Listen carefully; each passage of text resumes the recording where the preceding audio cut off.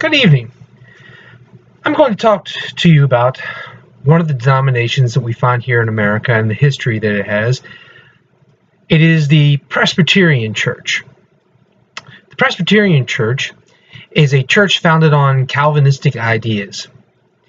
Its biggest influence when it came here to America was through Scottish immigrants who arrived here in Pennsylvania and set up their first church in Philadelphia in 1703. Some of the major beliefs of the Presbyterian Church center around the idea of the Westminster Confession of Faith. This is the church that is a confessional church, which means that in their doctrine, they have certain creeds or ideas which they all adhere to, and they all publicly profess these types of ideas. Some of the main ideas that we find in the Westminster Confession of Faith include a belief in the Trinity, a belief that Jesus died a death on the cross of self-sacrifice, and the belief of his resurrection from the dead. It also believes in sola scriptura, which means that Scripture is the supreme authority, and sola fide, which is justification by faith. They also had other beliefs in there that they committed to, which was that the Pope from the Catholic Church is the Antichrist, that Mass is a form of idolatry, and that silver magistrates have divine authority, and that no marriage would be allowed to non-Christians.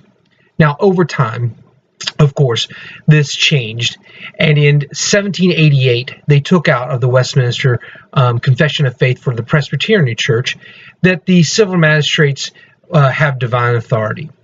Later in 1903, many years later, they finally came around to taking out that the Pope is the Antichrist and that Mass is a form of idolatry.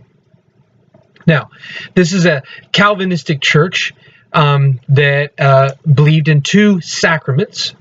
The sacraments were baptism and the Lord's Supper. They mainly came over with the Scottish and began to immediately filter into the western edges of America at the time, the colonies.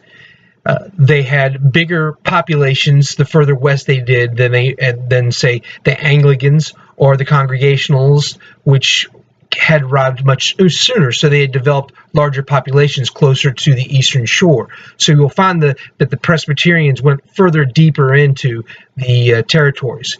What's interesting to note is that the largest concentration of Presbyterians, even to this day, are found within a 50-mile radius of Charlotte, North Carolina.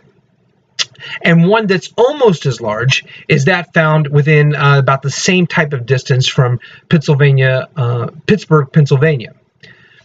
Some of the notable things that Presbyterians did in the colonies was they were the ones that formed Princeton University, which was at first called the College of New Jersey in 1746, and then moved to Princeton in 1756. And it's one of its most famous presidents we all have heard of is John Witherspoon.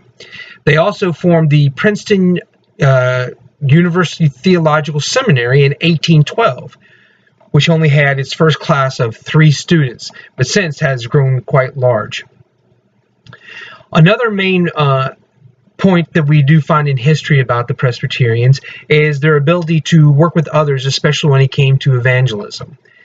They had a lot in common with the Congregationalists of New England, so much so that they both shared the Westminster Confession of Faith. They were both Calvinistic. They were both confessional churches, and they decided to, in the early 1800s, team together to evangelize the West. As settlers began to move further and further west, they began to figure out how can we take the gospel message with them.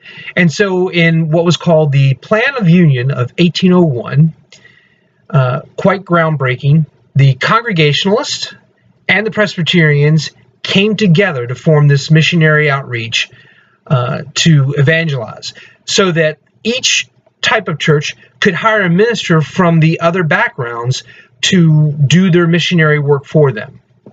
Now, over the years, Congregationalists were less and less involved in this, and the Presbyterians took over more and more. But it was quite groundbreaking that two denominations would come together in the early 1800s in an effort to evangelize the West. Thank you.